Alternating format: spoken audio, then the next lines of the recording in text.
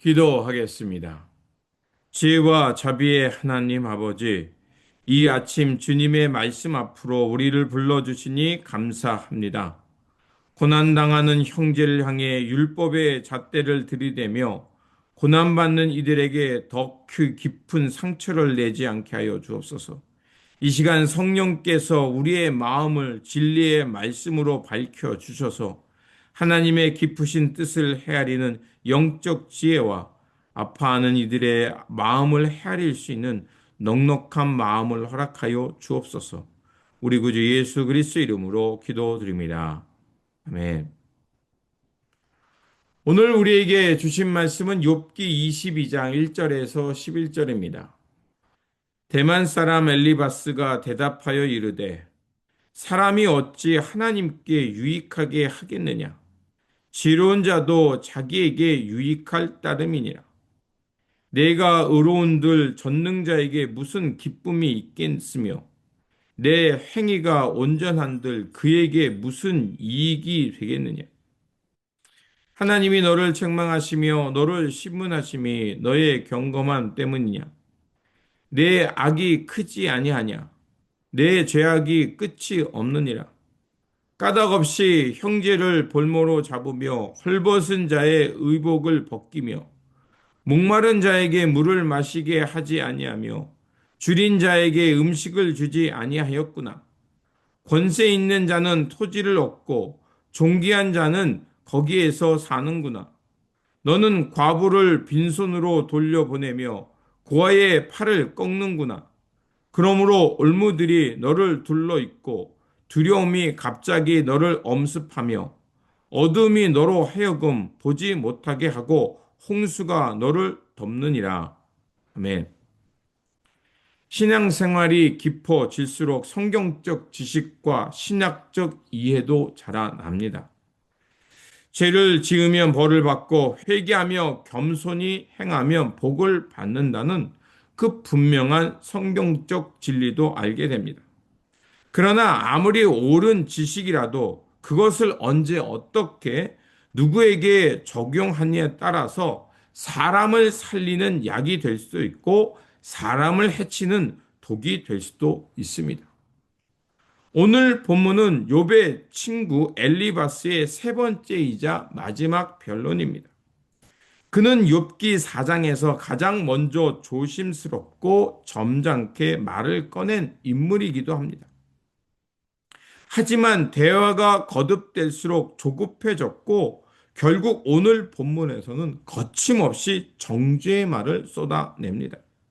그의 말은 겉보기에 완벽한 회개와 겸손, 의로운 삶을 촉구하는 정답처럼 보이지만 고난 이면에 숨겨져 있는 하나님의 깊은 뜻은 왜곡했고 욥에게 치명적인 상처를 주었습니다. 엘바스의 변론을 통해서 우리가 다시 한번 조심해야 될 것이 무엇인지 살펴보고자 합니다. 첫 번째로 근거 없는 추측으로 행하는 가혹한 정죄를 하지 말아야 합니다.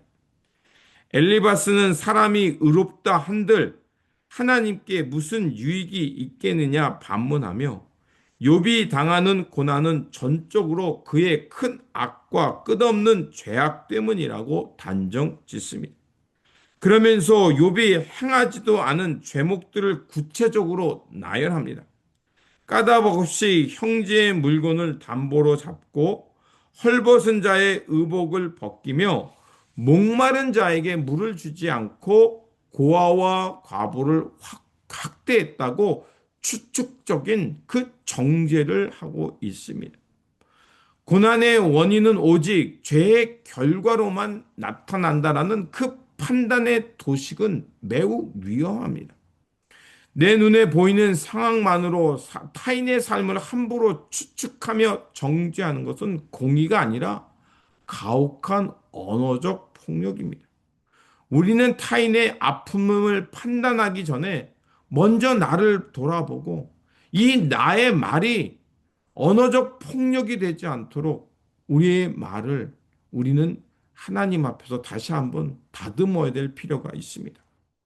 두 번째로 신학적인 정답, 그러나 그것이 하나님의 뜻을 왜곡하고 있음을 우리는 알아야 합니다. 엘리바스는 하나님이 높은 하늘에 계셔서 온 우주를 다스리는 분임을 강조하면서 악인들은 결국 심판을 받아 끊어질 것이고 의인들은 그것을 보고 기뻐할 거라고 말을 합니다. 신학적으로는 매우 옳고 정당한 선포입니다.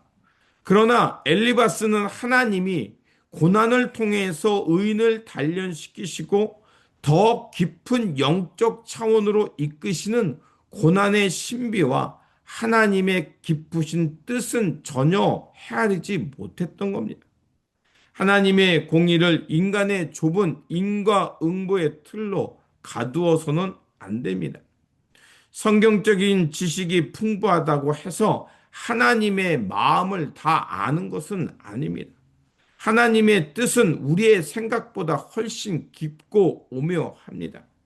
나의 얕은 신학적 지식으로 하나님의 주권을 제한하거나 타인을 함부로 정죄하는 영적 교만을 경계해야 합니다. 세 번째로 사랑 없는 권면은 더 깊은 상처를 준다는 것을 알아야 합니다. 오늘 본문 후반부에서 엘리바스는 욥에게 설교합니다. 너는 하나님과 화목하고 평안하라. 던 전능자로에게로 돌아가며 내가 지음을 받음을 알라. 그리고 하나님을 보배로 삼으면 그분이 내 기도를 들으실 것이고 너에게 새로운 소망을 주실 거라는 메시지를 줍니다. 문장 자체로는 틀린 곳이 없습니다. 은혜로운 말입니다. 그런데 그가 잘못한 것이 있죠. 지금 이 말은 그 극심한 고통 속에서 하나님을 향해 몸부림치는 욥의 상황에 적절치 못했던 겁니다.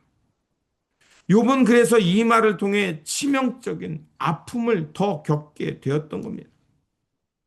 내가 지금 하나님과 불화하고 있어서 고난당하고 있다. 전능자를 떠나 있기 때문에 이런 것이다. 그러니까 너는 돌아와서 하나님을 너의 보배로 삼으라고 말을 하고 있습니다. 그의 이 말은 겉으로는 옳은 것처럼 좋은 것처럼 말하지만 그 이면에는 그를 훈계하는 냉소적인 마음이 깔려 있었던 겁니다.